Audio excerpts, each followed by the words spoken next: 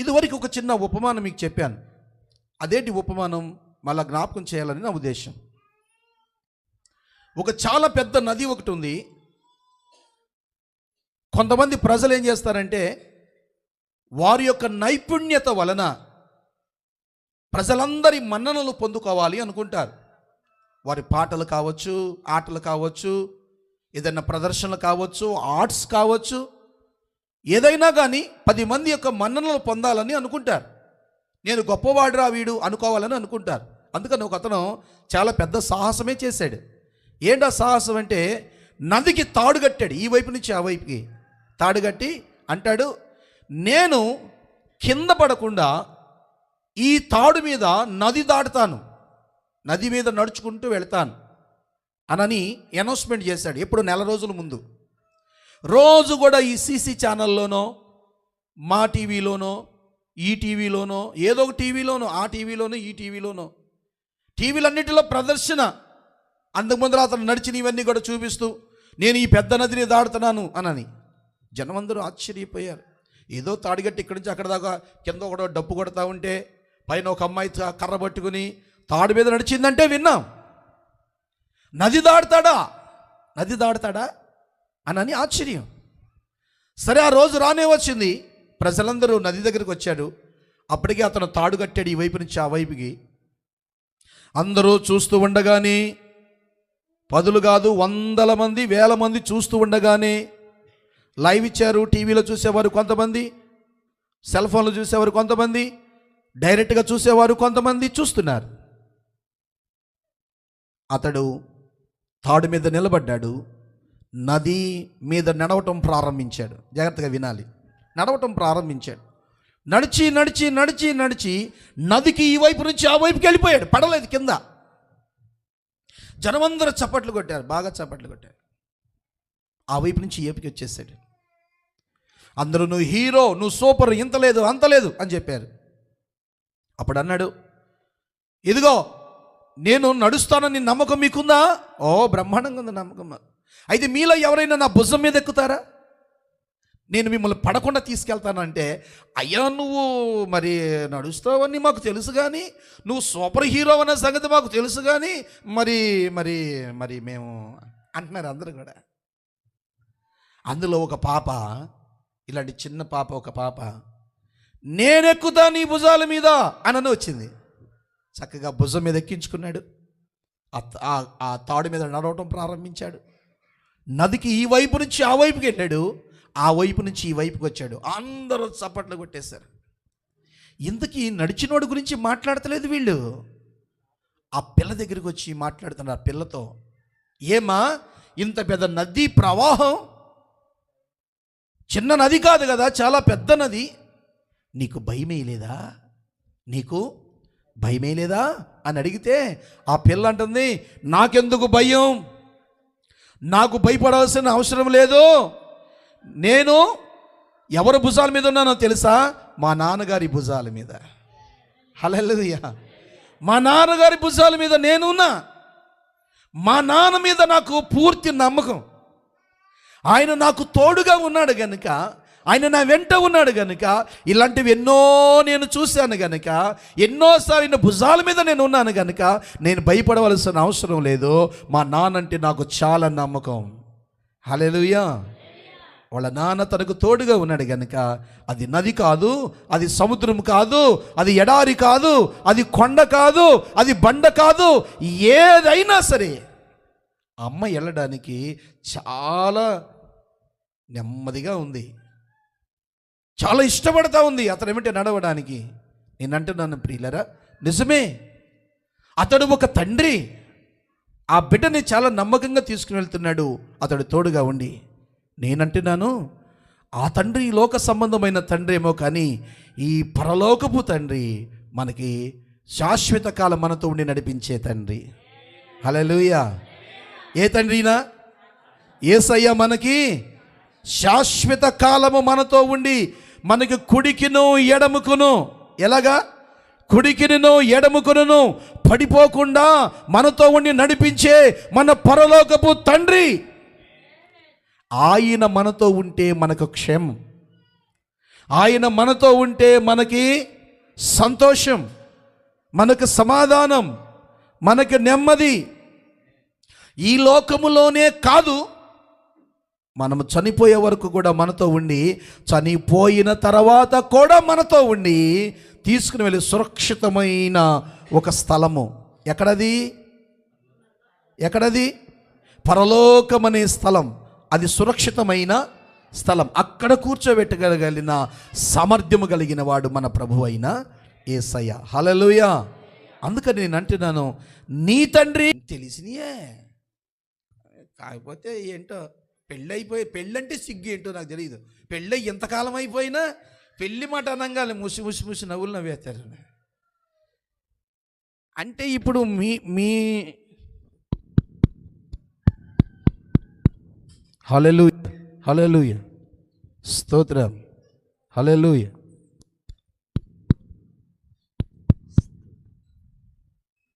హల్లెలూయా.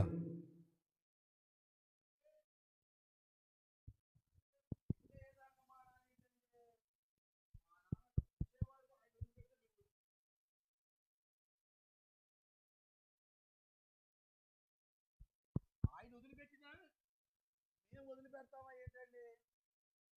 ఏనానా మన చెల్లెత్తి అట్టు పెట్టామంటగా, నేను అక్కను కాదు నేను పెద్దనుగా నాకు అట్టున్నర పెట్టద్దు. చాలా మందికి ఉన్న అలవాటు ఏంటంటే, నువ్వు పెద్ద కూతురివి, నువ్వేమేం చేసావంటే 50,000తో కట్టతో నువ్వు వెళ్ళిపోయావు. మీరు జాగ్రత్తగా వినండి ఆడపిల్లలారా, ఈ మాట మీరు జాగ్రత్తగా వినాలి. నువ్వు అక్కవి, నువ్వు 50,000తో నువ్వు వెళ్ళిపోయావు.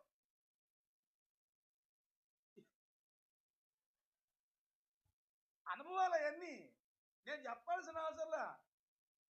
మరి చెల్లికి పెళ్ళి అవ్వాలంటే 3 సంవత్సరాలు, 4 సంవత్సరాలు, 5 సంవత్సరాలు పట్టేసింది. ఎందుకంటే ఆ కంద అక్కే కానీ ఆ పిల్లల్ని పెంచేది చెల్లె. ఈ చెల్లి నా కొంత బాలరా అంటే వారం 10 రోజులు ఉండాలి నీ దగ్గర.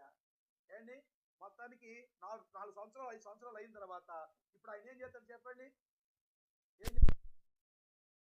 ఇప్పుడు 50,000 చేసుకుంటాడా? ₹1,00,000 ఇచ్చాడు తండ్రి. ఇప్పుడు ఏం చేస్తుందంటే చెల్లి పెళ్ళికి సంతోషంగా వచ్చిందా? ఇప్పుడు ఏం చేస్తా చెప్పు? నాకెంత ఇచ్చావో చెల్లికి కూడా అంత ఇయ్యాలి నువ్వు. ఎలా ఎలా ఎలా కుదిరేది చెప్పు? ఈ తల్లిదండ్రుల్లో కూడా స్వార్థం ఉంది ఒకటి. ఏంటో స్వార్థం తెలుసా? పెద్దమ్మాయికి రైసురాల కార్యక్రమము ఇంత లేదు అంత లేదు ధూమ్ ధామ్ అని చేస్తారు. రెండో అమ్మాయి దగ్గరికి వచ్చేటప్పటికి చేయలేనండి, చేయలేను. ఎందుకు చేయలేవు? అప్పుడు అయిపోయింది అంతా. ఆయనకి అన్నీ. నువ్వేం తెలుసుకోవాలి అని అంటే, నీకు మెచ్యూర్ ఫంక్షన్లో చేసినంత ఖర్చు నీ చెల్లికి అయ్యిందా? అవలేదు. అందుకని ఇప్పుడు చెల్లికి పెట్టినంత కట్నం నువ్వు అడగకూడదు. ఇప్పుడు ఈ లాజిక్ నాకు అర్థం కాలేదండి ఫాస్టర్ గారు. ఇప్పటి వరకు మాకు తెలియలేదు ఆ విషయం. సురేష్ గారు, మా సురేష్ గారికి ముఖం ఎప్పుడు క్వశ్చన్తోనే ఉంటుంది. పాస్టర్ గారు ఈ మాట తర్వాత ఇంకో మాట ఏం చెబుతాడా అని క్వశ్చన్ ఆయనకి. హల్లెలూయా. ప్రియమైన దేవుని బిడ్డలారా, నీ తండ్రి తను చనిపోయే వరకు ఉందాం, ఒకవేళ పెళ్ళైతే వెళ్ళిపోవాలి. కానీ మనకు అలా కాదు కదా. ఒక పెద్ద ఆయన అన్నాడు, ఆడపిల్లకి ఎన్ని లక్షలు ఇచ్చి చేసినా పుట్టింటి పచ్చడి మెతుకుల కోసమన్నా ఆశపడిద్దయ్యా, మనం రావద్దంటానికి వీలు లేదు అని అన్నాడు. సరే నిజమే అనుకుందాం. ఆ తండ్రి ఎప్పటి వరకు ఉంటాడు నీతో? 60, 70, 80, ఇంకా భగవంతుడు ఆశిస్తే 80, 90. అప్పటికైనా ఆయుష్కాలము అది ప్రయాసే, వెళ్ళిపోతాడు. కానీ ఈ పరలోకపు తండ్రి ఉన్నాడే, ఈ పరలోకపు తండ్రి, ఆ తండ్రి లాంటి వాడు కాదు ఈ తండ్రి. ఈ తండ్రి ఎక్కడి వరకు ఉంటాడో తెలుసా? నీవు తల్లి గర్భములో పిండముగా ఉన్న నాటి నుంచి నీతో కూడా ఉండి నీకు చక్కని ఎదుగుదల ఇచ్చి, తల్లి గర్భములో నుంచి పిండముగా భూమి మీద పడిన నాటి నుంచి నువ్వు చనిపోయే వరకు నీతో కూడా ఉండి, చనిపోయిన తర్వాత కూడా నీతో ఉంటాడు. ఆయన నిన్ను తీసుకెళ్ళి కుడి పార్శ్వాన్ని కూర్చోబెట్టుకుంటాడు. అందుకే నువ్వేమనుకోవాలంటే, పరలోకపు తండ్రి నువ్వు నాతో ఉండయ్యా. హల్లెలూయా. నువ్వు నాతో ఉండయ్యా. ఎందుకు ఆయనతో ఉండాలి అని అంటే ఆయన ఉన్న ఇల్లు సమృద్ధి కలిగిన ఇల్లు. పరలోకపు తండ్రి అయిన యేసయ్య ఉన్న ఇల్లు సమృద్ధి కలిగిన ఇల్లు. యేసయ్య ఏ ఇంటిలో ఉంటాడో ఆ ఇంటిలో సమృద్ధి ఉంటుంది. నీ ప్రయాస ఎంత ప్రయాసపడుతున్నావో నాకు తెలియదు, కానీ నువ్వు పడిన ప్రయాస నీ చేతికి అక్కడికి రావాలి అని అంటే యేసయ్య నీతో కూడా ఉండాలి. యేసయ్య నీతో కూడా ఉండాలి. ఒక రోజున చేపలు పెట్టుకునే కొంతమంది జాలర్లు, మీకు తెలుసా, చేపలు పగల కంటే రాత్రే పైన ఉంటాయి, నీళ్ళ మీద తిరుగుతూ ఉంటాయి. పగలంతా అడుగుకెళ్ళి రాత్రంతా నీళ్ళ మీద తిరుగుతూ ఉంటాయి. అందుకే ఈ జాలర్లు పడవలు వేసుకుని ఆ రాత్రంతా ప్రయాసపడ్డారు, వలలు వేసుకుని తిరిగారు. తిరిగితే ఒక్క చేపన్న పడగకుండా ఏం పడ్డాయో తెలుసా? బుర్రడొక్కులు, కర్ర ముక్కలు. ఎందుకని? ఈ సముద్రంలోకి వెళ్ళిన వాళ్ళు ఏం చేస్తారంటే, ఈ వేటకెళ్ళిన వాళ్ళు వంట చేసుకున్న తర్వాత పడవ మీద అవన్నీ కూడా నీళ్ళలో పడేస్తూ ఉంటారు, ఆ కట్లు. మరి నాకు చెక్క కదండి అదంతా కూడా. నాకు తెలుసు, సముద్రం ఒడ్డున నేను 8 సంవత్సరాలు నేను డ్యూటీ చేశాను, జాబ్ చేశాను. వాళ్ళు వెళ్ళి 3 రోజులు 4 రోజులు బయటికి రారు, చిన్న పడవలో వెళ్ళిన వాళ్ళే. అందుకని కాలిన తర్వాత అన్నం కూర ఉడికిన తర్వాత ఆ నిప్పుతో ఉన్న వాటిని నీళ్ళలో పడేస్తారు. అవన్నీ కూడా ఆ అలలకి ఊగుతా ఒడ్డుకు చేరుకుంటాయి. వీళ్ళ వలలో ఈ బుర్రడొక్కులు, కర్ర మొక్కలు, లేకపోతేనేమో ఏవో రకరకాలు దొరికినాయి వాళ్ళకి. ఆ వలలో ఉన్న ఎన్ని తీసుకుని శుభ్రం చేసుకుని పక్కన పడేస్తూ రాత్రంతా కూడా కళ్ళు మంటలతో ఉండటం వల్ల సరి చేసుకుంటున్నారు. ప్రాణం ఇసుకుగా ఉంది, నిద్ర లేదు, ఆకలి కూడా అవుతుంది. ఈ లోపల యేసయ్య ఆ స్థలానికి వెళ్ళాడు. Hello brothers, praise the lord, బాగున్నారా? ఈయనకి ఏం పని పడలేదు, భార్య పిల్లల, ఆ అంగి ఒకటి వేసుకుని తిరుగుతాడు. ఎవరు ఎక్కడ ఏ ముద్ద పెడితే ఆ ముద్ద తినేసి తిరుగుతూ ఉంటాడు. ప్రైజ్ ది లార్డ్ అంటాడు, బాగున్నారా అంటాడు. బాగానే ఉన్నాలే బోధకుడా, బాగానే ఉన్నావు అని అన్నారు. ఏంటి, చేపలు పడలేదా మీకు? వినండి,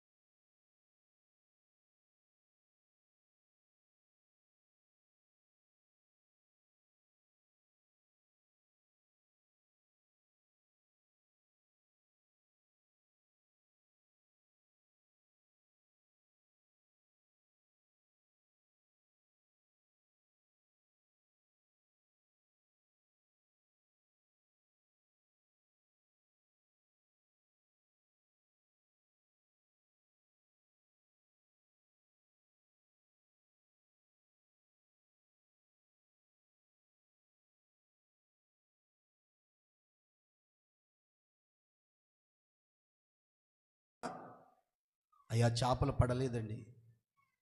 అయితే నేను కూడా ఒకసారి పడవలో ఎక్కనా? బోధకుడా ఎందుకు? నేను వస్తాను, మనందరం వెళ్ళి చేపలు పట్టుకుందాం. ఒకరేమునో ఆశ్చర్యకరమైన ముఖం, ఇంకోరేమునో నవ్వు, మరొకరు ఏమండి ఎవరైనా ఏదైనా మాట చెప్పారనుకోండి, అంటే దాని అర్థం ఏంటి అని చెప్పండి అన్నారు అనుకోండి, ఏంటి దాని అర్థం ఏంటి?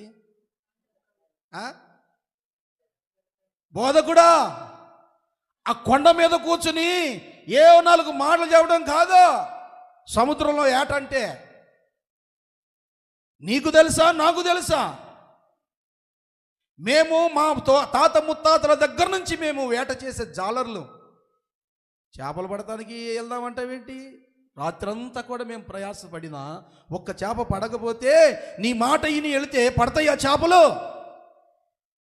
అంటున్నాడు. లేదు బ్రదర్, ఒకసారి వెళ్దాం, నా మాట ఏంటండి. అందులో ఒక పెద్ద ఆయన ఉన్నాడు, అక్కడున్న కుర్రోళ్ళందరిలో ఒక పెద్ద ఆయన ఉన్నాడు. ఆయన ఈ మాటలన్నీ విని సరేలేరా వెళ్దాం ఒకసారి వెళ్ళారు. లోపలికి వెళ్ళి అంటున్నాడు, అక్కడ మీరు వాక్యం చదివితే లూకా సువార్త 5వ అధ్యాయం 1 నుంచి 11 వాక్యాలు చదవద్దు, అలా చూడండి, రాసుకునే వాళ్ళు రాసుకోండి. లూకా సువార్త 5వ అధ్యాయం 1 నుంచి 11 వాక్యాల్లో ఈ సందర్భం ఉంటుంది. రే పెద్ద ఆయన చెబుతున్నాడు కదా వెళదాం. వెళ్ళారు. వెళ్ళిన తర్వాత అక్కడ రాసున్న మాట అంటే, మీరు పడవని లోతుగా నడిపించండి. ఈ మాట మీరు జాగ్రత్తగా అండర్లైన్ చేసుకోండి ఇంటికి వెళ్ళిన తర్వాత. మీ పడవని లోతుగా నడిపించండి అని అంటే, లోతుకి ఇంకా లోపలికి నడిపించండి అని, పైన ఒడ్డున కాదు బాగా లోతున్న స్థలానికి నడిపించండి అని అన్నాడు. వారు బాగా లోతున్న స్థలాన్ని నడిపించిన తర్వాత అంటున్నాడు, ఇదిగో ఈ పక్కన వేయండి, నా కుడి పక్కన వేయండి అని అన్నాడు. ఎప్పుడైతే కుడి పక్కన వేయమన్నాడో ఆ కుడి పక్కన వల వేస్తే, రాత్రి వేయలేదా ఈ వల? ఆ ప్రాంతానికి రాత్రి వెళ్ళలేదా? రాత్రి అంతా ప్రయాస పడలేదా? మరి ఈ రోజును కూడా వెళ్ళారే, వాళ్ళు రాత్రంతా తిరిగిన స్థలంలోనే ఈ రోజు కూడా ఉన్నారే, రాత్రి వేసిన వల స్థలంలోనే ఈ రోజు కూడా వేశారే. వాళ్ళు అనుకుంటున్నారు రాత్రంతా ప్రయాస పడితే ఇదే స్థలంలో ఒక్క చేప పడలేదు, ఇప్పుడు పడిద్దా? వల విసిరారు. వాళ్ళకి ఇంకా ఎక్కడో చిన్న డౌట్, దాన్ని లాగటం ప్రారంభించారు. కానీ రాత్రి వేసినప్పుడు లాగిన వల ఈ రోజు వేస్తే లాగినట్లుగా రావటం లేదు. అది కష్టపడి లాగుతున్నారు. 2 3 4 ఉన్నారు, అందరూ కష్టపడి లాగుతున్నారు. లాగి వాళ్ళంతా లాగేటప్పటికి వాళ్ళు వేసుకెళ్ళిన ఎంత పడవో నాకు తెలియదు, కానీ పడవ నిండా చేపలు పడ్డాయి. హల్లెలూయా! పడవ నిండా చేపలు పడ్డాయి.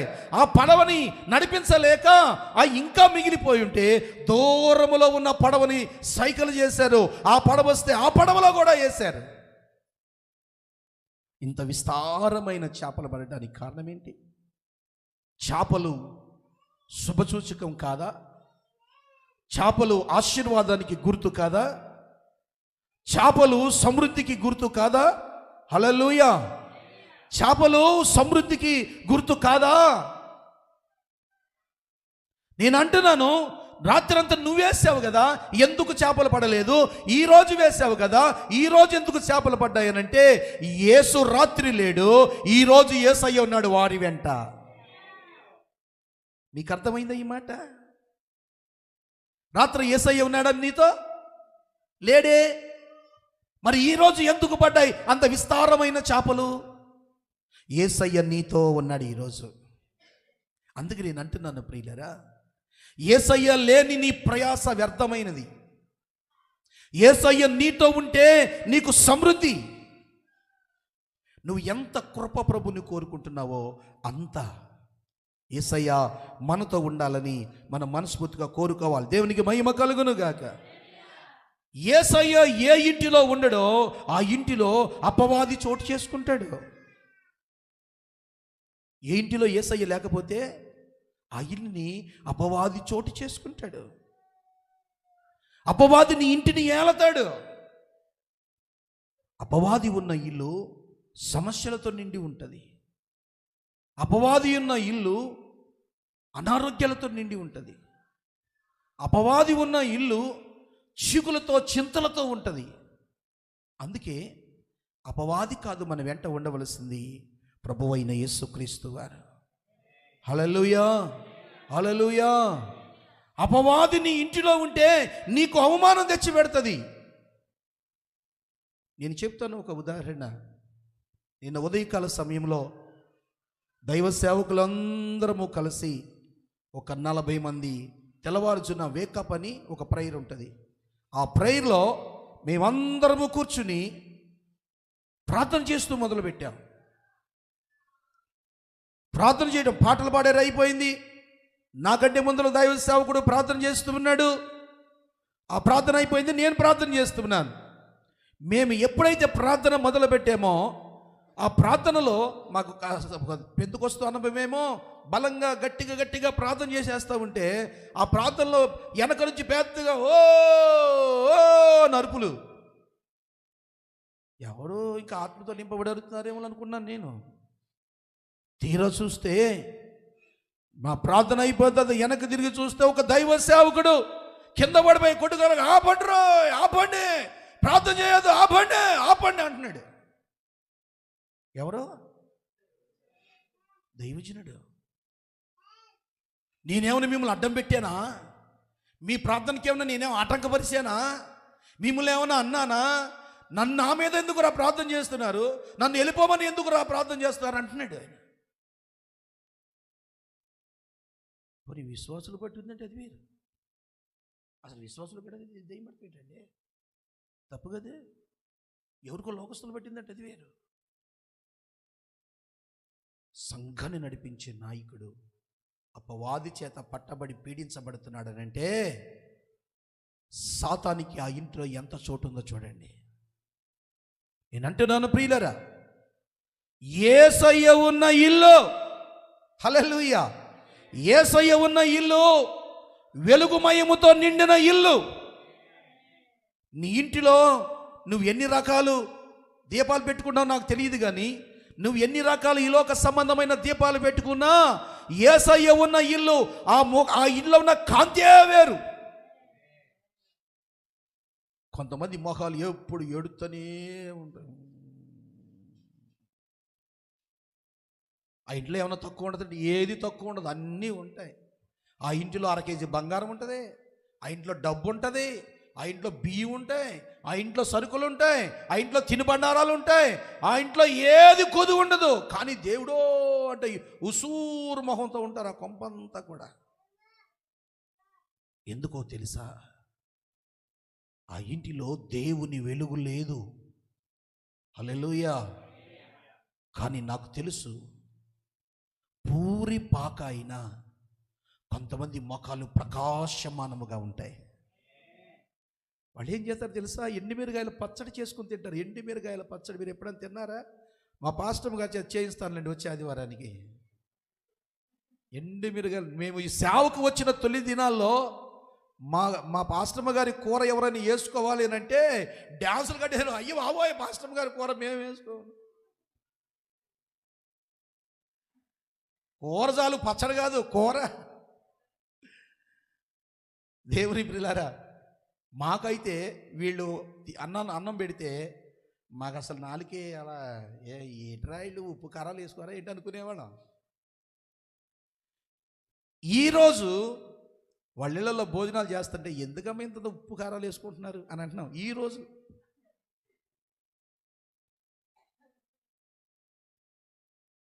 హల్లెలూయా. యేసయ్య ఉన్న ఇల్లు అది పూరిపాకైనా, ఆ ఒంటి మీద వెండి బంగారాలు లేకపోయినా, ఆ తలలకి నాగలే చక్కగా రంగులు ఇవన్నీ వేసుకుని అందంగా కనపడాలని అనుకోకపోయినా ప్రకాశమానంగా ఉంటాయి ముఖాలు. హల్లెలూయా. ఒక రోజున ఒక ఆమెంట ఆమె దగ్గర ఉన్న ఒక బంగారపు నాణ్యం పోగొట్టుకుందంటే. బంగారపు నాణ్యం ఏంటిది? అది బంగారపు డబ్బులు పడితే తీసుకుని మన కళ్ళ కద్దుకుని దాచుకుంటాం. ఏం పోగొట్టుకుంది? బంగారపు నాణ్యం పోగొట్టుకుంది. బంగారపు నాణ్యము తన దగ్గర ఉన్నంత వరకు ఆమెకి ఏమి కనపడేది, కళ్ళకి బంగారపు నాణ్యమే కనపడింది. ఎప్పుడైతే బంగారపు నాణ్యం పోగొట్టుకుందో ఆ రోజున ఆ బంగారపు నాణ్యం వెతకాలనుకుంది. అప్పుడు అనుకుని ఆ బంగారపు నాణ్యం ఎతకాలని చూస్తే అది కనపడతలేదు. కారణం ఏంటో తెలుసా? అదంతా కూడా, ఆ గదంతా కూడా చీకటిమయం. ఆ చీకటిలో నాణ్యం కనిపించట్లేదు ఆమెకి. అప్పుడు అనుకుంది ఆమె, నా నాణ్యము కనపడాలంటే ఈ గది, చీకటిలోని గది వెలిగించబడాలి. హల్లెలూయా. వెలిగించబడాలంటే ఏం కావాలి? దీపం కావాలి. అందుకని తైలం వేసి ఆ దీపం వేసి వెలిగిస్తే అప్పటికీ కనపడలేదు ఆమెకి. ఏం కనపడిందో తెలుసా ఆమెకి? ఆ ఇంటిలో చెత్త కనపడింది, ఆ ఇంటిలో మట్టి కనపడింది, ఆ ఇంటిలో ఆ ఇల్లంతా పట్టినా బూజు కనపడింది ఆమెకి. ఏం కనపడాలి వాస్తవానికి ఆమెకి? జాగ్రత్తగా వినాలి. ఏం కనపడాలి? నాణ్యం కనపడాలి. ఆమెకి ఎప్పుడైతే లైట్ వెలిగించిన తర్వాత కానీ అర్థం కాలేదు. ఆ ఇల్లంతా చెత్తతో ఉంది, ఆ ఇల్లంతా బూజుతో ఉంది, మట్టితో ఉంది, ఎలుకలతో ఉంది, గబ్బిళాలతో ఉందని అప్పుడు అర్థమైంది ఆమెకి. అప్పుడు అనుకుంది, చి ఎదవ బతుకు, ఈ గదిని ఇంత చీకటితో ఉంచేసానా, ఈ గదిని ఇంత మట్టి మశానంతో ఉంచేసానా అని ఆమె అప్పుడు మనసు మార్చుకుని ఆ గదంతా కూడా శుభ్రం చేసి ఆ గదంతా మట్టి అంతా ఎత్తి బయట పారబోస్తే కానీ అందులో దొరికింది నాణ్యం. హల్లెలూయా! అందులో దొరికింది నాణ్యం. అప్పుడు ఆమె ఆ నాణ్యం తీసుకుని సంతోషపడి తన చెలికత్తెల్ని, తన స్నేహితులందరినీ పిలిచి, మీరు నాతో కూడా సంతోషపడండి, పోగొట్టుకున్న నాణ్యం తిరిగి నాకు దొరికింది. ఇందుకీ ఆ మట్టి మశానం ఉందన్న సంగతి ఎలా తెలిసింది? దీపము వెలిగిస్తే గాని తెలియలేదు. అది అసలు విషయం. యేసయ్య అన్నాడు, లోకములోనికి వచ్చిన వెలుగును నేనే. యేసయ్య లేని ఇల్లు చీకటి గబ్బిళాలతో తిరిగే ఇల్లు, లోకానుసారమైన ఇల్లు అది. ఆ ఇంటిలో సంతోషం ఉండదు, ఆ ఇంట్లో నెమ్మది ఉండదు, ఎన్ని ఉన్నా సమాధానం ఉండదు. బయటికే కనబడతారు బాగా, మేము బాగా ఉన్నవాళ్ళమే, మేము బాగా కలిగిన వాళ్ళమే, మేము 10 మందికి చెప్పేవాళ్ళం అనుకుంటారు. కానీ వీళ్ళు 10 మందికి చెబుతారు, కానీ లోపలంతా కూడా సమస్యలే. నేనంటున్నాను ప్రియులారా, యేసు అనే వెలుగు నీతో కూడా ఉంటేనే నీ ఇంటికి సమాధానం. హల్లెలూయా! వారు రాత్రంతా ప్రయాసపడినా దొరకని ఉదయాన దొరికినాయి అనంటే రాత్రి యేసయ్య లేదు, ఈ రోజున యేసయ్య ఉన్నాడు. యేసు నీతో కూడా ఉంటే నీ ఇల్లు ఆశీర్వదించబడిన ఇల్లు. యేసయ్య నీతో కూడా ఉంటే యేసయ్య నీ ద్వారా ఆయన నిన్ను దీవిస్తూ ఉంటాడు. హల్లెలూయా! హల్లెలూయా! వెలుగుమయమైన జీవితాలు మనకెంతో అవసరమైనవి అని నేను మీకు అందరికీ తెలియజేస్తూ ఉన్నాను. దేవుని పిల్లలారా, యేసయ్య వారితో ఉండెను గనుక వారు ఆశీర్వదించబడిన ఇల్లు. ఈ రోజున ప్రభు రాకడ సంసిద్ధంగా ఉన్నది గనుక మన హృదయాలు, మన గృహాలు ఆశీర్వదించబడాలి. మన ఇల్లు, మన ఆత్మీయమైన ఈ గృహము దేవుని ఆత్మచేత మండించబడుతూ ఉండాలి. 2 విషయాలు చెప్తాను ఈ రోజున మీకు. ఒకటి, మన ఇల్లు ఈ లోక సంబంధమైన ఆశీర్వాదం మనతో ఉండాలి. అది కావాలన్నా యేసయ్య మనతోనే ఉండాలి. రెండవది, నీ ఆత్మీయమైన జీవితం కూడా వెలుగుమయమయ్యే ఉండాలి, మండుతూనే ఉండాలి. మండకపోతే, అది రగిలించబడకపోతే అది ఆరిపోయిన దివిటీలతో సమానం. అవి పరలోక రాజ్యానికి వెళ్ళవు, అవి విడిచిపెట్టబడతాయి. దేవునికి స్తోత్రం. ఇద్దరు మాట్లాడుకుంటున్నారు. ఏంట్రా ఆయన ఎంతమందికి మంచి చేశాడ్రా, ఎంతమందిని చచ్చిపోయిన వాడిని లేపాడ్రా, ఎంతమందిని బాగు చేశాడు, అరే ఎంతమంది దెయ్యాలు వెళ్ళగొట్టాడు, పక్షవాతం కలిగిన వాడిని ఎంతమందిని బాగు చేశాడు. అలాంటి వాడికంటరా ఈ శిక్ష? ఇది న్యాయమేనా? ఇద్దరు స్నేహితులు మాట్లాడుకుంటూ చీకటిలో ఒక పల్లెటూరు వెళతా ఉన్నారు. అదుగో అల్లంత దూరాన మరొక వ్యక్తి కూడా నెమ్మదిగా వెళుతున్నాడు. అతడు ఒంటరివాడు అవటం వలన ఈ ఇద్దరితో కూడా జతగలిశాడు. బాబు, నేను కూడా వెళ్ళాలి అక్కడ దాకా అంటే, రావయ్యా రా, మేము కూడా వెళ్తున్నాం లేరా. ముగ్గురు కలిసి బయలుదేరి వెళుతూ ఉన్నారు. ఈ మూడో స్నేహితుడు వారికి తారసపడక ముందులా ఈ యేసుక్రీస్తుని గురించిన సిలువ, ఆ శ్రమ గురించి, యేసు ప్రభుని సిలువేసిన ఆ సన్నివేశం అంతా మాట్లాడుకుంటూ ఆయన కనపడంగానే ఆపేశారు. మళ్ళీ ఆయన కలిసిన తర్వాత ఈ ప్రయాణం మళ్ళీ కొనసాగించిన వెంటనే మళ్ళా ఆ విషయం గురించి మాట్లాడుకోవడం ప్రారంభించారు. ఆ మాటలు మూడో వ్యక్తి వింటూ కొంచెం దూరం వెళ్ళిన తర్వాత అంటున్నాడు, అయ్యా ఎవరి గురించి మాట్లాడుతున్నారు మీరు? వాళ్ళిద్దరు ఒక్కసారి ఆగేలా చూశారు. ఏంట్రా ఇలాగంటున్నాడు ఈయన, ఈయన తెలియదా? తెలియదేమోరా. ఎవరయ్యా అంటే, నజరేయుడైన యేసు. నీకు తెలీదా? అన్యాయంగా సిలువేశారు, ఆయన్ని శ్రమపరిచారు, దెబ్బలు కొట్టారు, ముళ్ళ కిరీటం పెట్టారు. ఇది అన్యాయం అంటున్నాడు ఒక ఆయన, విప్లవకారుడిలాగా, కమ్యూనిస్టులాగా. ఆ మూడో వ్యక్తి వెళ్తానే, అయ్యా ఏంటి అలాగంటున్నారు మీరు? ఆ నజరేయుడైన యేసు అసలు ఎందుకు వచ్చాడు ఇక్కడికి? ఆయన దైవ కుమారుడని పిలువబడ్డాడుగా. ఆయన మీరు చూస్తూ ఉండగానే అతడు అద్భుతాలు చేయలేదా? 5 రొట్టెలు 2 చిన్న చేపలు 5,000 మందికి పైబడి మీ కళ్ళ ముందలే పంచలేదా? పేతురు నీళ్ళ మీద నడవడానికి ఆయన మాట ద్వారానే కాదా? ఆయన గద్దిస్తే సాతాను వెళ్ళిపోలేదా? ఒక తండ్రి బిడ్డని కోల్పోయి ఏడుస్తూ ఉంటే ఆయన చేయి పట్టుకుని తల తుకిమి అంటే లేవలేదా? ఒక తల్లి పాడి వెంట వెనకాలబడి ఏడుస్తాను, అయ్యో నా బిడ్డ నా బిడ్డ నా బిడ్డ అని ఏడుస్తూ ఉంటే ఆమెను చూసి కనికరించిన ఆయన ఆ పాడిని ముట్టి బాగు చేసి ఆ ఏడుస్తున్న ఆ తల్లి కన్నీళ్లు తుడిచి ఆ బిడ్డని ఇవ్వలేదా? మరి ఇప్పుడు ఏంటి? ఆయన వచ్చిన విషయం ఏంటి? సిలువ ఎక్కడానికేగా, శ్రమ పడటానికేగా, ఆయన చనిపోవటానికేగా. మీరు అన్యాయం అంటారేంటి? లేఖనాలు ఏం సెలవిస్తున్నాయి? లేఖనాలు మీరు చదవలేదా? ఆయన స్వరూపమైనను సొగసైనను లేదు. ఆయన గొర్రె పిల్ల బొచ్చు కత్తిరించు వాని ఎదుట తల వంచుకున్న గొర్రె వల్లే నిలిచి ఉంటాడు. ఆయన చనిపోయి తిరిగి 3వ దినాలు లేస్తాడని లేఖనాలు చెప్పట్లేదా? మీరు మందమతుల్లాగా మాట్లాడుతున్నారేంటి? ఈ 3వ వ్యక్తి మాట్లాడుతున్న మాటలు ఇవి. సరే, చాలా దూరం వెళ్ళారు, వాళ్ళు ఊరు వచ్చింది. ఆ ఊరి దగ్గర, బాబు బాగా అర్ధరాత్రి అయిపోయింది, మీరు ఎక్కడికి వెళ్తున్నారు? ఇంకా ఎదరికెళ్ళేలాగా కనిపిస్తున్నారు మాకు. లేదు లేదులే, ఈ రాత్రి మా దగ్గర ఉండండి, రేపు ఉదయాన్నే వెళుదురు. కానీ ఇంటికి తీసుకుని వెళ్ళారు, రొట్టెను తయారు చేశారు. యూదుల ఆచారం ఏంటి? యూదుల ఆచారం ఏంటి? ఏంటి? రొట్టెనే మాట వినపడుతుంది, ఇంకో మాట వినపడుతుంది నాకు. ఏం చేస్తారు రొట్టెని? యూదులకున్న ఆచారం ఏంటంటే, రొట్టెలు వారు తినేటప్పుడు దానికి స్తుతులు చెల్లించి, స్తోత్రాలు చెల్లించి, దానిని విరిచి అప్పుడు తింటారు. మనం ఏం చేస్తాడు? ఆగలేదు దాన్ని పెట్టు అనగానే ఏమో కూర ముక్కు ఉడికిందని చూడండి,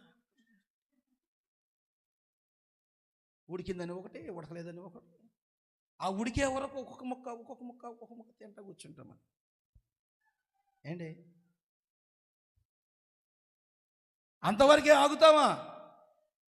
అన్నం పెడితే అన్నం తినేస్తాం, నీళ్లు పెడితే నీళ్లు తాగేస్తాం. నేను చెబుతున్నాను ప్రియులరా, మీరు ఏ ఇంటికి వెళ్ళినా సరే కాసిన మంచినీళ్ళు ఇవ్వండి అని అంటే ఆ మంచినీళ్ళకి స్తోత్రాలు చెప్పి తినండి, తాగండి. ఇంటి దగ్గర నువ్వు టిఫిన్ తిన్నా, నువ్వు భోజనం తిన్నా, ప్రభువా ఈరోజు నాకు ఇది ఇచ్చావు, నీకు వందనాలని చెప్పి స్తోత్రం చెప్పు. నువ్వు హల్లెలూయా ఏం చెప్పాలి? దేవునికి స్తోత్రం చెప్పు. ఇందులో ఉన్న సమస్త మాలిన్యములన్నీ యేసు నామములో కొట్టివేయబడునుగాక అని నువ్వు తినాలి. అప్పుడే దేవుని యొక్క మహిమ అక్కడికి వస్తుంది. ఒక తండ్రి చెప్తున్నట్టే కొడుకా ఈ రోజున మనం ఆరోగ్యంగా ఉన్నామంటే దేవుని కృపేరా అని. ఊరుగా నానా అలాగంటావు. కొడుకా అన్నం తినేటప్పుడు ప్రార్థన చేసుకోవాలరా, భగవంతుడు ఇచ్చిన అన్నం రా ఇది అని అంటే, నేను కష్టపడితే వచ్చింది. అలా రోజు కూడా ఆ బొగ్గు గన్నుల్లో పనిచేసేవాళ్ళట. ఒక రోజున మధ్యాహ్నం బయటికి వెళ్ళి, వాళ్ళ నాన్న తెచ్చిన టిఫిన్ తినకుండా బయటికి వెళ్ళి, అయ్యే తోపుడు బళ్ళు లాంటి ఉంటాయి కదా, దాంతో బయటకు వచ్చారు. బయటకు వచ్చి ఒక బల్ల మీద కూర్చుని వెళ్ళిపోయి హోటల్, ఇప్పుడు రాజమండ్రి అంతా కూడా ఏంటి చెప్పండి, వైట్ రైస్ దొరకట్లేదు, ఎక్కడ చూసినా బిర్యానీలే. వీడు వెళ్ళిపోయి బిర్యానీ తెచ్చుకుని అంటున్నాడంటే ఇలాగ కళ్ళు మూసుకుని పొట్ల విప్పి, ఇదిగో మా నాన్న దేవుడా, రోజు మా నాన్న అంటున్నారే యేసయ్య ఇచ్చిన అన్నవరా అంటున్నాడు. ఇదిగో నువ్వు కానీ నీ బాబు కానీ ఇచ్చింది కాదు. యేసయ్య మాట, నువ్వు కానీ నీ బాబు కానీ ఇచ్చింది కాదు, నా కష్టంతో సంపాదించుకున్నాను. ఇదిగో బిర్యానీ తిన్నాను చూడు అని దేవుడి దగ్గర కళ్ళు మూసుకుని చెబుతున్నాడట. అనేసి కళ్ళు తెసేటప్పటికి కుక్క పట్టుకెళ్ళిపోతుంది దీన్ని. కుక్క పట్టుకెళ్ళిపోతుంది ఇంక దీన్ని. ఓ కుక్క ఆగు, ఓ కుక్క ఆగండి, ఆగిద్ది అది. దానికి తోడు ఈ నోటికి అలా కనిపించుకుంది అనుకో, ఆ పొట్లంలో ఏముంది చెప్పరే, ఆ వాసన ఎక్కడికి వస్తుంది? మా ఇంట్లో కుక్క బయట పడుకున్నది ఇంట్లో పొట్లం విప్పుతాడు అంటది, పరుగు పరుగు అంటే వచ్చేసింది ఇది. అలాంటిది ఇక్కడున్న ముక్కు తగులుతుంటే ఆగిద్దా? అంతే, పట్టుకుని వెళ్ళిపోయింది. ఆ రోజంతా ఆకలి. ఆ రెండో రోజున పనికి వెళ్ళి మధ్యాహ్నం మళ్ళీ ఇంటి దగ్గర అమ్మ చేత అన్నం వండించుకుని టిఫిన్లో పెట్టుకుని మధ్యాహ్నం బయటకు వచ్చి టిఫిన్ మొత్తం తీసుకుని టిఫిన్ మీద చేయి పెట్టి, దయగలిగిన నా దేవుడా, నువ్వు ఇస్తేనేనయ్యా భోజనం, మేము చేసుకుంటే కాదు, మేము కష్టపడతానే కూడా నువ్వు మాకు ఈ చేతులు ఇస్తేనే, ఈ ఆరోగ్యం ఇస్తేనే ఈ 4 మెతుకులు. నేను చెబుతున్నాను ప్రియులారా, ఈ రోజు కడుపు నిండా అన్నం తింటున్నావంటే నీ పేరు దాటి మీద రాయబడి ఉంది. ఎప్పుడు కూడా అన్నం తినేటప్పుడు మెతుకులు పాడు చేయకూడదు.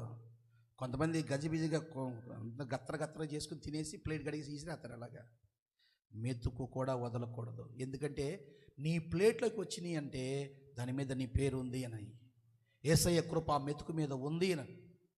దేవునికి మహిమ కలుగును గాక. హల్లెలూయా. వారితో ఉండి ఆయన ఆ రొట్టెను వీళ్ళు విరొచ్చేటప్పుడు పక్కన ఈయన కనపడుతుంది. ఈయన కూడా యూదుడే కదా, కొత్తోడు కదా, మరి ఫ్రెండ్ స్నేహితుడు అయ్యాడు. అయ్యా మీరు ఇరవండి అయ్యా అని చెప్పేశానంటే ఆయన మోకాళ్ళేసి తండ్రి అయిన దేవునికి కృతజ్ఞతాస్తుతులు చెల్లించి ఆయన విరిచి వారి చేతిలో పెట్టాడు. ఈ చెయ్య మహిమ కలిగిన చెయ్య, ఇది పాపులందరి కొరకై గాయపరచబడిన చెయ్యి, ఆయన అమూల్యమైన రక్తము చిందించబడిన ఈ చెయ్యి, మహిమ కలిగిన చెయ్యి, ఎందరో బాగు చేసిన చెయ్యి. ఆ చేతితో విరవబడిన చేతి తీసుకెళ్ళి వాళ్ళకి ఇస్తే వాళ్ళు ఎప్పుడైతే చేతితో తీసుకుని నోట్లో పెట్టుకున్నారో వారి మనోనేత్రాలు తెరవబడి ఆ 3వ వ్యక్తి ప్రభు అయిన యేసుక్రీస్తు అని గ్రహించారు వారు. అరే ఈయన యేసయ్య అనగానే ఆయన అదృశ్యమైపోయాడు అక్కడి నుంచి. అప్పుడు మాట్లాడుకుంటున్నారు, మన వెంట వచ్చిన వ్యక్తి ఎవరో తెలుసా? యేసు సుమి. ఎందుకో తెలుసా? ఆయన లేఖనాలు మనతో మాట్లాడుతున్నప్పుడు మన హృదయాలు మండలేదా? మన హృదయాలు ఏమవుతున్నాయంటే వాక్యం వింటుంటే హృదయాలు మండాయంట. నేను అంటున్నాను, యేసయ్య నీతో ఉంటే నీ హృదయం మండుతూ ఉంటుంది, నీ ఆత్మీయ జీవితం మండుతూ ఉంటుంది. దివిటి ఆరిపోయిన దివిటిలాగా కాదు. ఏ కన్యక ఆ దివిటీలు మండుతూ ఉంటాయో, ఎవరు ఆత్మలు రగులుతూ ఉంటాయో, ఎవరు ఉజ్జీవమైన పరిశుద్ధాత్మ శక్తితో నింపబడి దేవుని సన్నిధిలో పాటలు పాడుతూ ప్రార్థన చేస్తూ ఆరాధన చేస్తూ బైబిల్ వాక్యాన్ని చదువుతూ దేవుని కొరకు అచంచలమైన విశ్వాసంతో వారు జీవిస్తారో వారు ఎప్పుడు కూడా మండుతున్న దివిటీల వలె ఉంటారు. ఎలా ఉంటారు? మండుతున్న దివిటీలు. మన దివిటి ఎప్పుడు మండుతూనే ఉండాలి, ఆరిపోకూడదు. దివిటి ఎప్పుడు ఆరిపోకూడదు. ఆరిపోకూడదంటే ఏం కావాలి? దివిటి ఆరిపోకూడదంటే ఏం కావాలి? నూనె కావాలి. హల్లెలూయా. నూనె కావాలి. నూనె ఉంటేనే దివిటి ఆరకూడదు. నీకు ప్రార్థన జీవితం ఉండాలి, పరిశుద్ధాత్మ నింపుదల ఉండాలి, అభిషేకం నీ మీదకి దేవుని యొక్క అభిషేకం రావాలి.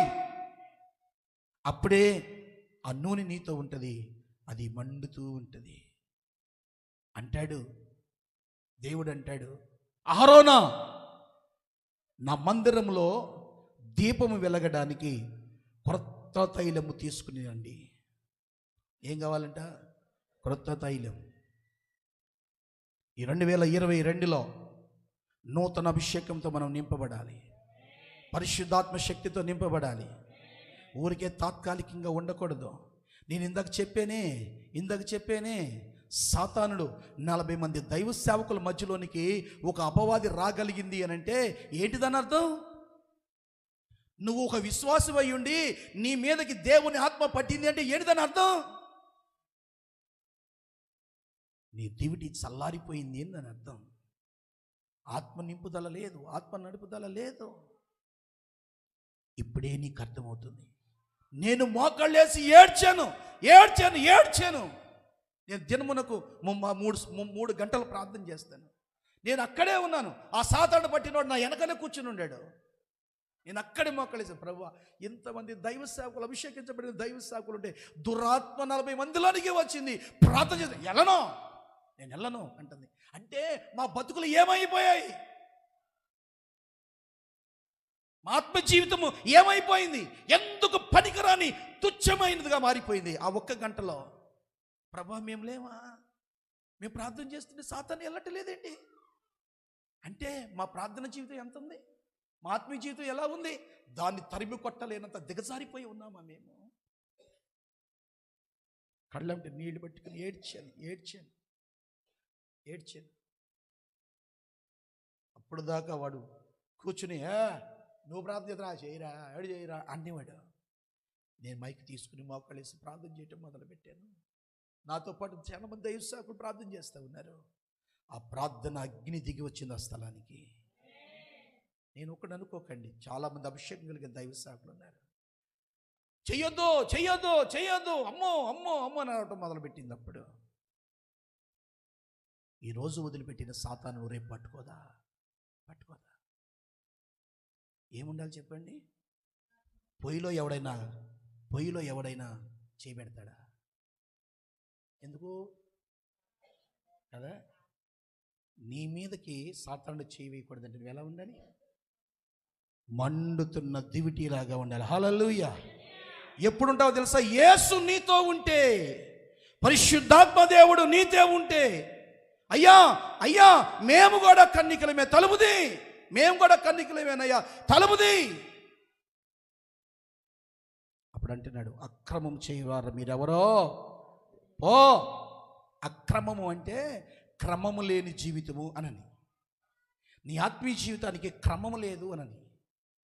సరైన ఒక క్రమమైన ఆత్మీయ నడవడిక ఒక క్రైస్తవురాలు ఎలా బ్రతకాలి, ఒక క్రైస్తవుడు ఎలా బ్రతకాలి, ఎలాంటి ప్రార్థన జీవితం కలిగి ఉండాలి, నీ మాట తీరు, నీ మోకాళ్ళ తీరు, నీ బైబిల్ గ్రంథం చదివే తీరు, నువ్వు వేసుకునే వస్త్రాలు, నువ్వు ప్రభుతో నువ్వు నడిచే నడక ఎలా ఉందో నిన్ను నువ్వే సరి చేసుకుని మరీ చూసుకోగలగాలి. హల్లెలూయా. క్రమము లేని వాడు, క్రమము లేని పట్టణం, క్రమము లేని జీవితం ప్రాకారము లేని పట్టణం లాంటిది. ప్రాకారం ఉంటే పట్టణానికి చుట్టుపక్కల గోడ ఉందనుకో, లేకపోతే ఒక పొలానికి చుట్టుపక్కల కంచె వేసావనుకో, కాపరి ఎలా ఉంటాడు? నెమ్మదిగా ఉంటాడు. అదే కంచె లేకపోతే ఆ పొలంలో పంట సక్రంగా ఉంటుందా? మేకలు రావచ్చు, గొర్రెలు రావచ్చు, పశువులు రావచ్చు, ఇంకేవేవో రావచ్చు, పక్షులు రావచ్చు, నీ పంట నీ దగ్గర ఉంటుందా? ఉండదే. విత్తనాలు రైతు వేసి వెళితే కాకులు వచ్చి పట్టుకెళ్ళిపోయినాయి అంటాడు ఒక చోట. రైతు విత్తనాలు విసురుతుంటే నేను అంటున్నాను, నీ పొలము సరైనదేనా? నేను సరైన స్థలములోనే మనం ఎదుగుతున్నామా? 30 అంతలుగా, 60 అంతలుగా, 100 అంతలుగా ఎదుగుతున్నామా? 2020లో నీవు ఎప్పుడు కూడా చీకటిలో ఉండటానికి వీల్లేదు. ఆశ్చర్యకరమైన వెలుగులో నీ ఆత్మీయ జీవితం నడుస్తూ ఉండాలి. అదిగో ఇందాక ఆ విస్తారమైన చేపలను మనం చూస్తున్నాం. ఎవరు ఉంటే పడిని? నువ్వెప్పుడు కూడా నాకు ఆ దగ్గర అది లేదండి, ఇది లేదండి, అవి లేవండి, మంచిదే. లేనప్పుడు కలిగిన చోట అడిగి తీసుకుని వెళ్తాం, మంచిదే. కానీ లేవండి అని నువ్వు అన్నావంటే నీ వెంట యేసయ్య లేడు అని అర్థం. అది ఎప్పుడు దాకా? కొద్ది కాలమే, తర్వాత అయినా నువ్వు ఆశీర్వదించబడాలి. ఎప్పుడు నువ్వు అలాగే ఉండిపోకూడదు. నువ్వు ఆశీర్వదించబడాలంటే నువ్వు యేసయ్య నీ హృదయంలోనికి ఆహ్వానించాలి, నీ కుటుంబంలోనికి ఆహ్వానించాలి. ఇదిగో తలుపున వద్ద నుండి తట్టుచున్నాను, ఎవరైనాను తలుపు తీసిన ఎడల నాతో వారితో నేను కలిసి భోజనం చేస్తాం. ఇది గొప్ప ఆఫర్ అండి, ఇది బంపర్ ఆఫర్. ఏ ఆఫరు? ఇప్పుడు మనకు ఆఫర్లు ఇస్తున్నారు కదా. ఒకటి కొంటే చెప్పరేంటండి, మీరు ఎప్పుడు కొనలేదా? ఒకటి కొంటే ఏదైనా కానీ యేసయ్య బంపర్ ఆఫర్ ఇస్తున్నాడు. నువ్వు రమ్మంటం కాదు, నేనే వస్తున్నాను నీ ఇంటికి. నేను తలుపు కొడుతున్నా, నువ్వు తలుపు తీయగలిగితే చాలు, నీ ఇంట్లోనికి నేను వస్తా, నీతో కలిసి భోజనం చేస్తా. ఇది ఎంత గొప్ప భాగ్యం. యేసయ్య నీ ఇంట్లోకి రావాలనుకుంటున్నారా? అమ్మా, యేసయ్య మీ ఇంట్లోకి రావాలనుకుంటున్నారా? యేసయ్య నీ ఇంటిలోకి వస్తే, యేసయ్య నీ ఇంటిలోకి వస్తే, యేసయ్య ఉన్న ఇల్లు రక్షణ కలిగిన ఇల్లు. జక్క ఇంటికి రక్షణ లేదు, కానీ యేసయ్య వెళ్ళిన వెంటనే రక్షణ వచ్చింది. యేసయ్య ఉన్న ఇంటిలో మరణం ఉండదు, మరణం ఉండదు. ఎందుకో తెలుసా?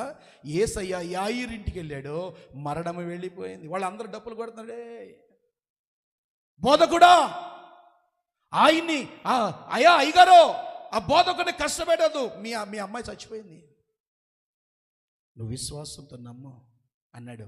లోపలికి వెళ్ళాడు, బిడ్డలు లేపాడు దేవుడు. హల్లెలూయా. యేసయ్య ఉన్న ఇల్లు రోగాలు లేని ఇల్లు, వ్యాధులు లేని ఇల్లు. అందుకే పేతురత్త గారి ఇంట్లోకి వెళితే ఏం జరిగింది చెప్పండి? నీకు ఒక్క రోజు జ్వరం వస్తే చాలు, 4 రోజుల మధ్య ఏమ్మా అంటే నిన్నంతా జ్వరం అండి, 4 రోజుల మట్టి లెక్కలేదంట. జ్వరం ఒక్క రోజే, నువ్వేం రోజులు ఎగవో. జ్వరానికి అంత బాధ పెట్టింది అన్నమాట, దాని బాధ.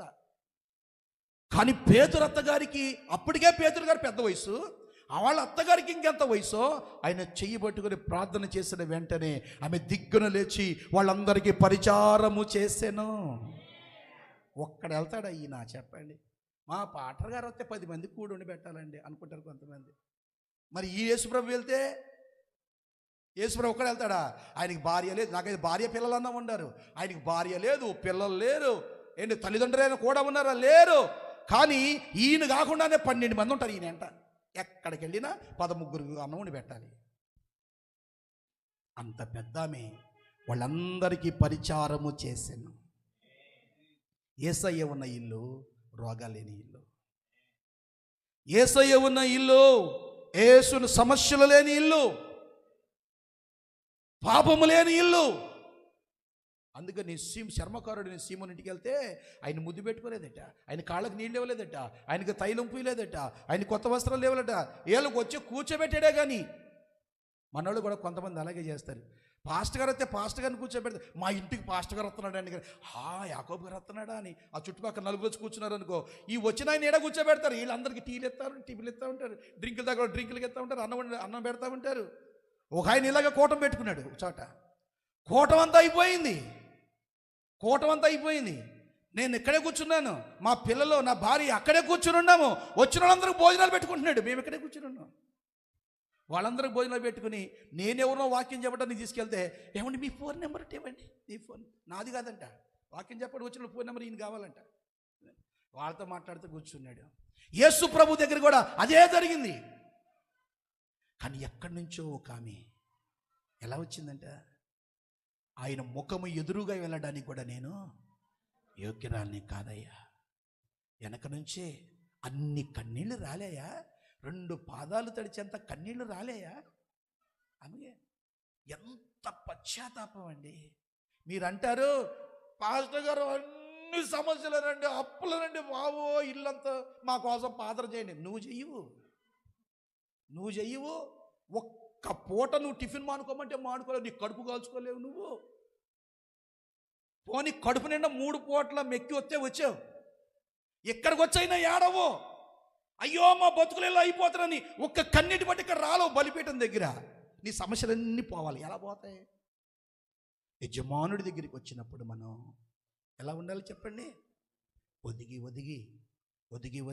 ప్రభువా, నా యజమానుడా, యేసయ్యా, మా బ్రతుకులు అధ్వానంగా ఉన్నాయ్యా, నువ్వు మార్చుకుపోతే మమ్మల్ని మార్చేవాడు ఎవడో లేడయ్యని ఇక్కడ ఏడవాలి. వచ్చి ఇక్కడ శుక్రవారం చర్చికి రండి అమ్మ అంటే, అత్తాను పాస్టర్ గారు. ఏమ్మా ఎవరినో ఒకళ్ళని అడిగాను, ఏమ్మా ఆదివారం నాడు చర్చికి రాలేదంటే, రాలేదు పాస్టర్ గారు. ఏమ్మా ఒంట్లో బాగలేదు? బాగుందండి. అమ్మ డ్యూటీకి వెళ్ళలేదండి, డ్యూటీకి వెళ్ళదట, ఒంట్లో బాగుందంట, చర్చికి రాలేదట. ఎప్పుడో ఆఖరిలో మళ్ళీ అండి అయ్యారు. మళ్ళీ ఎలా? అది ఎలా? ఏం కావాలి మనకి? దేవుని సన్నిధిలో ఆశీర్వాదం కావాలి. ఇక్కడ కన్నీరు రాల్చాలి ప్రభు పాదాల దగ్గర. హల్లెలూయా. అలా రాల్చబడిన దినానే మన బ్రతుకులు మారిపోతాయి. అదే నీ కన్నీరు, ఒక్క కన్నీరు రాలితే అదే నీ జీవితానికి టర్నింగ్ పాయింట్.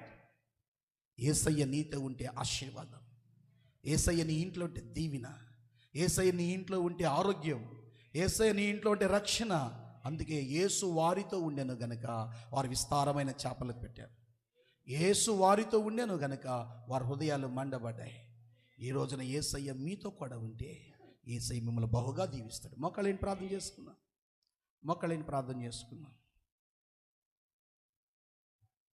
మోకలేని ప్రార్థన చేసుకుందాం.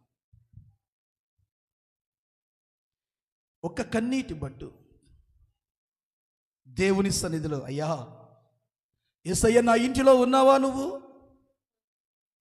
యేసు నువ్వు నాతో ఉన్నావా లేదా? ఉన్నావని భ్రమపడుతున్నానా?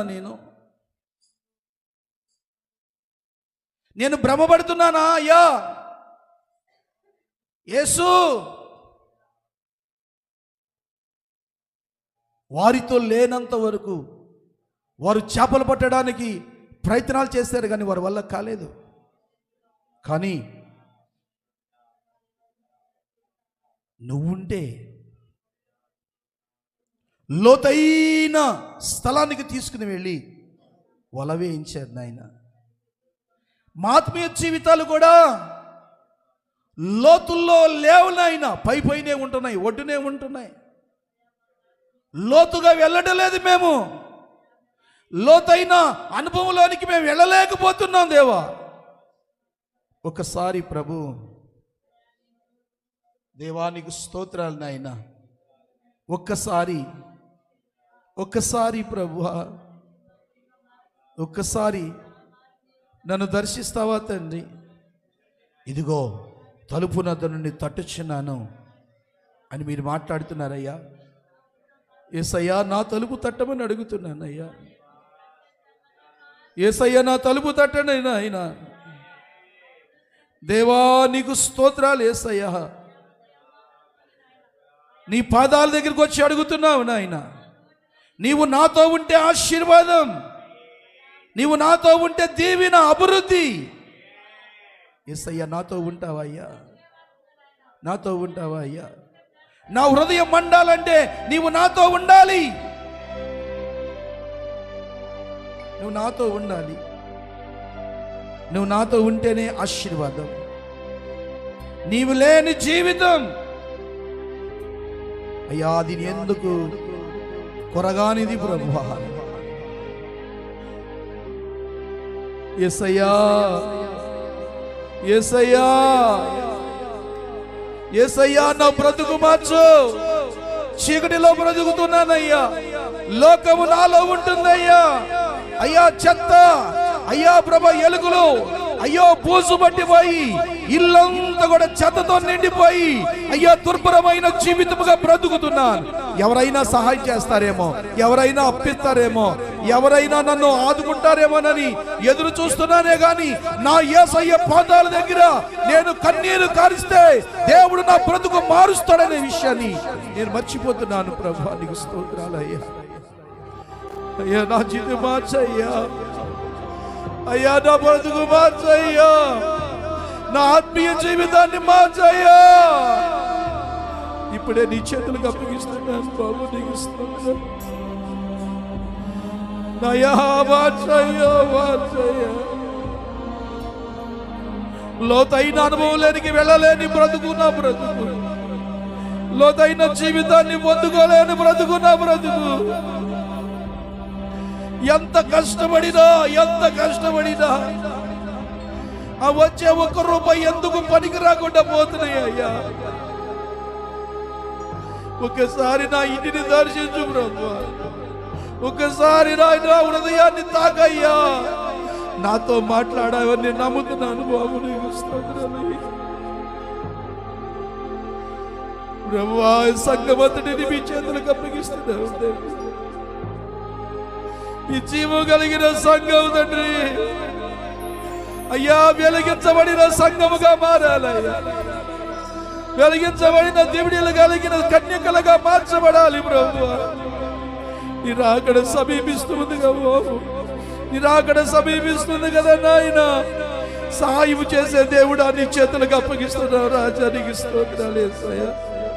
మహోన్నతమైన స్థలములో దేవునికి మహిమ, ఆయనకి ఇష్టమైన మనుషులకు దేవునికి సమాధానము కలుగును గాక అని వాక్యం బోధిస్తుంది కదా. దేవానికి స్తోత్రం. నీవు లేకుండా నేనుండలేను, నీ స్పర్శ లేకుండా నే బ్రతుకలేను, నీవు లేకుండా నేనుండలేను, నీ స్పర్శ లేకుండా నే బ్రతుకలేను. నా ఊపిరి నా కబరే ద్రాక్షవల్లినై పెనవేసుకొందు, నా జీవితానికి ఆధారమా. అందరం అందరం అందరం.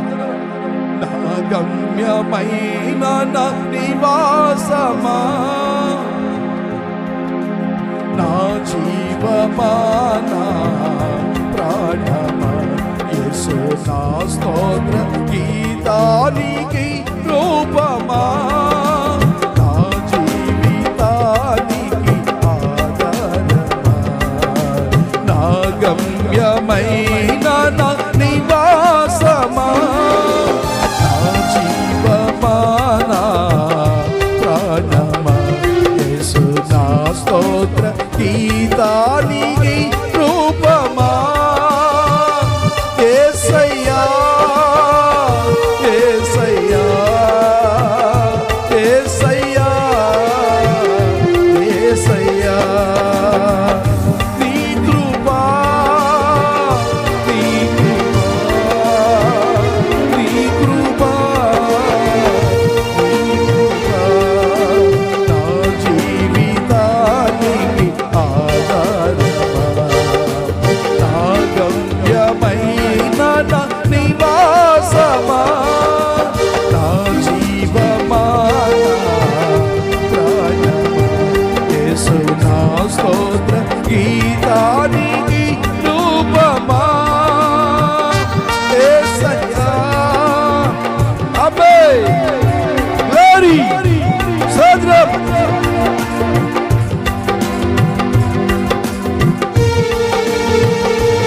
అందరూ అందరూ అందరూ. యేసయ్యా నీ ఉంటేనే జీవితం, నీ ఉంటేనే జీవితం, నీ ఉంటేనే ఆశీర్వాదం, నీ ఉంటేనే దీవెన, నీ ఉంటేనే కృప. నీవు లేని జీవితం వ్యర్థమైన జీవితం. హల్లెలూయా.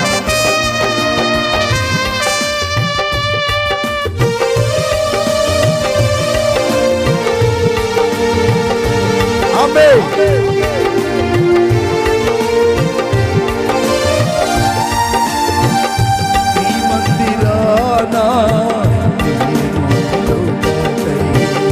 నా ప్రాణమెంతో సమ్మసిల్లుచున్నది.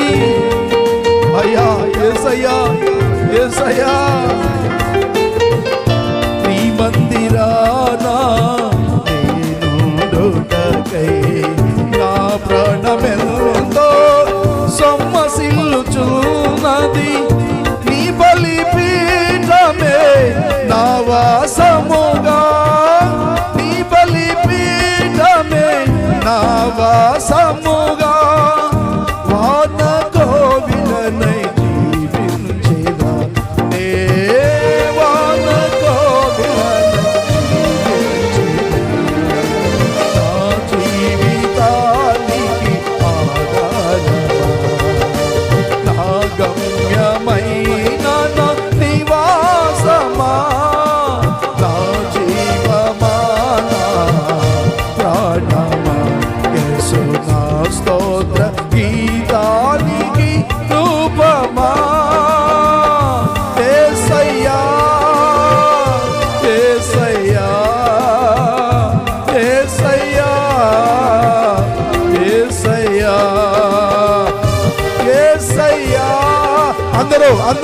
అందరూ కలిసి అందరూ మీ స్వరాలేతి పరిశుద్ధాత్మ దేవుని ఆహ్వానిద్దాం.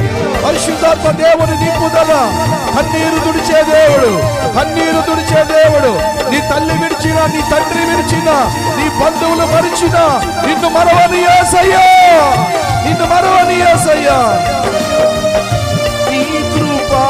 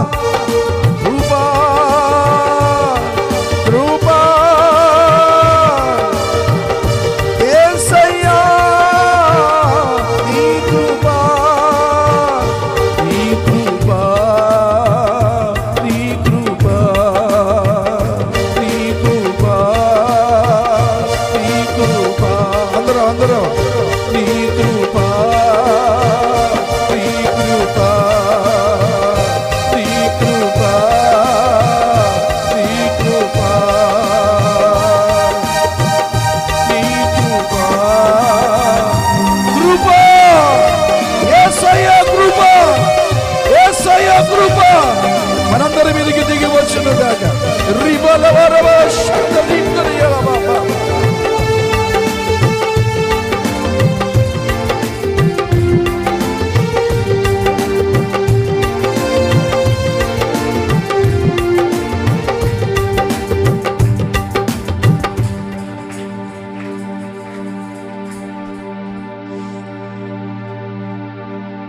యేసయ్య కృప ఇప్పుడు కాదయ్యా, మా బ్రతుకు దినాలన్నీ నీ కృప మా వెంట ఉండునుగాక. నీ సన్నిధి మా వెంట వచ్చును. నీ దీవెన మా మీదకి దిగి వచ్చును. నీవే శృంగమై, నీవే శైలమై, నీవే దుర్గమై. ఓ ప్రభు, మాతో ఉండి నడిపించు మహాదేవుడవు. పాస్టర్ గారు ప్రార్థన చేస్తారు.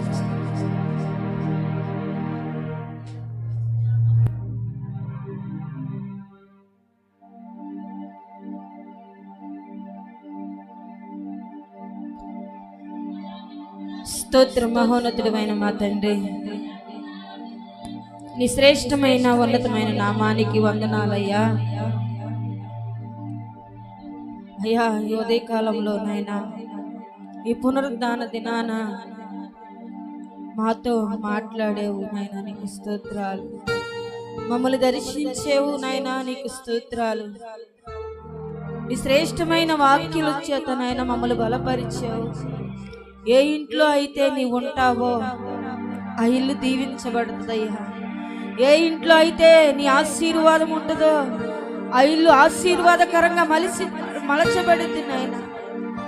నీవున్న ఇల్లు దీవించబడుతుంది. నీవున్న ఇల్లు ఆరోగ్యంగా ఉంటారు. నీవున్న ఇల్లు నాయన అనేకమైన మేలులతో తృప్తి పొందుతారు నాయన. దేవా, నీవున్న ఇల్లు నాయన సంతోషంగా ఉంటుంది నాయన. అయ్యా, నీవు లేని జీవితం మాకు నాయన. అయ్యా, నువ్వు లేకపోతే మేమెందుకు పనికిరాని వారమే నాయన. కానీ నీ కృప మా ఎడల చూపిస్తున్నావు. నీ కృప మాకు పైన చూపిస్తున్నావు. అందుని బట్టి నీకు స్తోత్రాలు దేవా. నీ ఉన్న ఇల్లు అయ్యా రోగాలకు చోటుండదు నాయన. నీ ఉన్న ఇల్లు దయ్యాలకు చోటుండదు నాయన. నీ ఉన్న ఇల్లు నాయన అయా దీవెనలు ఆశీర్వాదాలు మెండుగా ఉంటాయి నాయన. దేవా, నీకు స్తోత్రాలు. మా సంఘాన్ని బట్టి ప్రార్థన చేస్తున్నా. ప్రతి ఒక్కరూ నాయన నిన్ను ఆహ్వానించగలిగిన మనసును దయచేయండి. దురాత్మ సమూహాలు గృహాల్లో ఉంటే యేసు నామములో తొలగించండి నాయన. దేవా, నీవు కావాలయ్యా. నువ్వు తప్ప మాకు ఇంకెవరున్నారు బాబు. నీవే మా కొండ, నీవే మా కోట, నీవే మా బలము నాయన. నీవే మా జీవితానికి ఆధారము నాయన. మా గమ్యము నీవే అంటూ ప్రార్థన చేస్తా. దేవా, నీకు స్తోత్రాలు. సంఘాన్ని బలపరిచి సంఘములో ఉంటున్న ప్రతి కుటుంబము నాయన నిన్ను కలిగిన వారిగా ఉండండి, నిన్ను చేర్చుకునే వారిగా ఉంచండి అయ్యా. నిన్ను నాయన కలిగి ఉండగలిగిన శక్తిని, సామర్థ్యమును దయచేయండి దేవా. దేవా నీకు స్తోత్రాలు, దేవా నీకు వందనాలు, వందనాలు, వందనాలు. దేవా మమ్మల్ని జ్ఞాపకం చేసుకుని కృపా సువార్త ప్రార్థన మందిరాన్ని అంచెలంచెలుగా మీరు ఆశీర్వదించండి, బలపరచండి నాయనా. నీ కృపాక్షేమములు దిగి వచ్చును గాక.